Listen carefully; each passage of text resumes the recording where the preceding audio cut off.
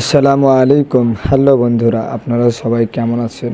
আশা করি আপনারা সবাই ভালো আছেন।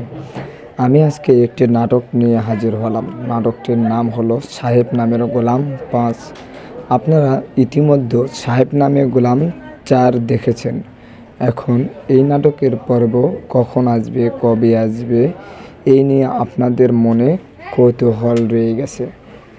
সকল কৌতূহলের অবসান ঘটে আমি আপনাদের জানিয়ে দিব আজকের এই ভিডিওতে এই সাহেব নামের গোলাম ৫ এই পর্ব কবে আসবে।